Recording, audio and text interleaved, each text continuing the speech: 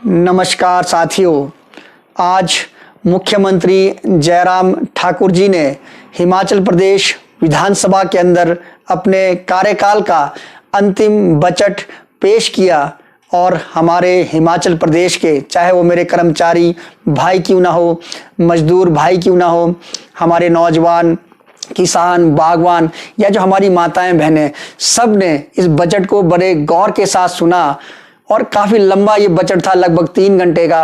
और हर वर्ग को लगा कि मुख्यमंत्री जयराम ठाकुर जी अब तो शायद मेरे बारे में बोलेंगे, अब तो शायद मेरे रोजगार की बात करेंगे, अब तो कर्मचारियों को लगा कि शायद मेरी पेंशन की बात करेंगे, अब तो लगा कि मेरे जो महंगाई की कोई बात करेंगे। मतलब हर वर्ग को लगा कि इस बजट से कुछ ना कुछ मुझे मिलेगा, क्योंकि चुनावी वर्ष का बजट है और मुख्यमंत्री जयराम ठाकुर जी का अंतिम बजट है। तो लगा कि भाई 4 साल तो हमें नाराजगी मिली है, इस आखिरी बजट में कुछ ना कुछ मिलेगा।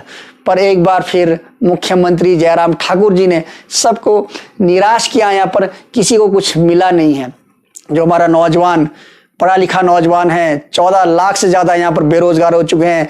डिग्री, डिप्लोमा, नर्सिंग, तरह तरह के कोर्स करके ग्रेजुएट, पोस्ट ग्रेजुएट लोग घरों में हैं। पहले कहते हैं भी डिग्री डिप्लोमा करना पड़ेगा, कोई प्रोफेशनल कोर्स करना पड़ेगा अगर आपको नौकरी चाहिए।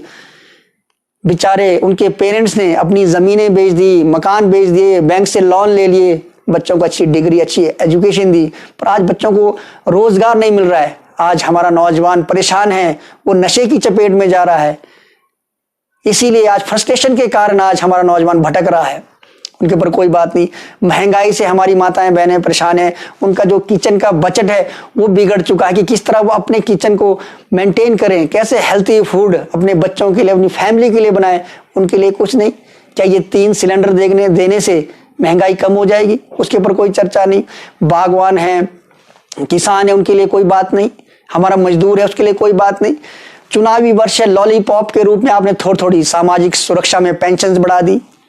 तो चलो, ये तो हर सरकार करती है कि हमेशा ये बढ़ोतरी होती रहती है। या कुछ मानदेय बढ़ा दिया आपने, जो हमारे कॉन्ट्रैक्ट्स में जो लगे हैं उनके, चाहे आंगनबाड़ी हो, आशा वर्कर हो, एसएमसी टीचर्स हो या अन्य जो भी हैं, उनके किसी का 500, किसी का 1000 रुपये बढ़ा दिया।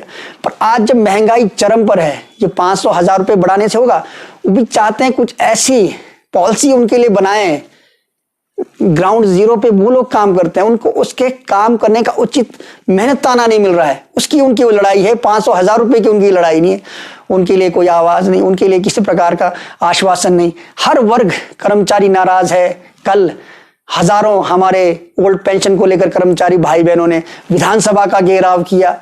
उनके ऊपर आपने वाटर कैनन भी चलाए हैं, उनके साथ मार पिटाई भी की गई। पर इस बजट में आप उनके बारे में बोलना ही भूल गए। किसी साथी ने पर्ची दी, याद दिलाया कि मुख्यमंत्री जी उनके बारे में भी कुछ बोल दो। वो बेचारे ओपीएस वाले भी बड़े ध्यान लगा के बैठे, कब जैसे मुख्यमंत्री जी बोलेंगे। 3 घंटे से बेचारे सुन ही रहे, तो कुछ नहीं बोला। तो लास्ट में जब पर्ची मिली तब बोले, ओह अच्छा जी, ओपीएस पर भी हम एक कमेटी बनाएंगे। तो उन बेचारों को भी बड़ी नाराजगी लगी। तो किसी भी वर्ग को यहाँ पर कुछ नहीं मिला है। हर आदमी अपने आप को ठगा हुआ महसूस कर रहा है। जो डबल इंजन की सरकार है, ये धक्के से चल रही है, धक्का दे देकर। और 2022 में हिमाचल प्रदेश की जनता ने भी अब मन बना लिया, इनको धक्का देना है भाई, इनको यहाँ से बाहर निकालो। ये कर्जे में डूबी हुई सरकार है, कर्जे पर चली हुई सरकार है, कर्जे पे कर्जा, कर्जे पे कर्जा।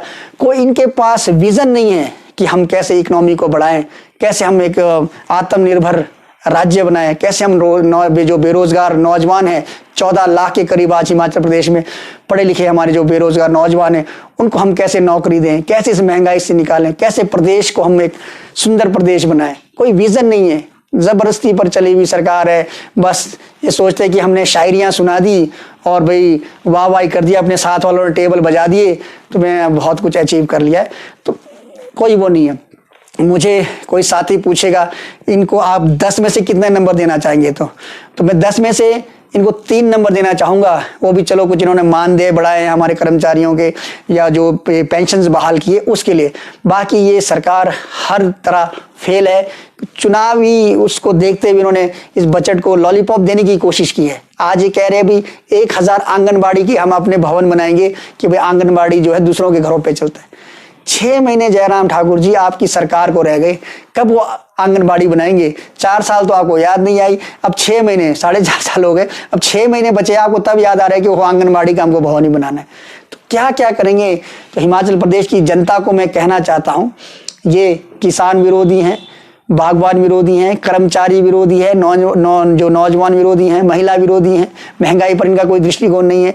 अभी जैसे ही 5 राज्यों के रिजल्ट आएंगे 10 मार्च को, आपने देखना पेट्रोल डीजल के दाम एक बार फिर आसमान को छूने वाले हैं, महंगाई फिर बढ़ने वाली है। ये जो 100, 200, 500, 1000 दिया है, इससे होने वाला नहीं है। जितना हमारी जेब में आता है उसका 2 गुना बाहर निकलता है। तो आज ये प्रदेश की सरकार राम भरोसे है, जयराम जी हैं और सरकार भी राम भरोसे चल रही है। इनका जाने का टाइम आ चुका है। तो ज़्यादा नहीं कहूँगा, प्रदेश की जनता स्वयं समझदार है, सबने इस बजट को बड़े गौर से सुना है। पर इस बजट ने मुझे एक बार फिर निराश किया है। मुझे लगा था कि चुनावी वर्ष में कुछ ना कुछ आएगा, पर ये लॉलीपॉप से हिमाचल प्रदेश की जनता का कुछ भला होने वाला नहीं है जब तक एक क्लियर स्पष्ट विजन ना आए। ज्यादा नहीं कहता हुआ, जय हिंद, जय हिमाचल, जय किन्नौर, नमस्कार साथियों।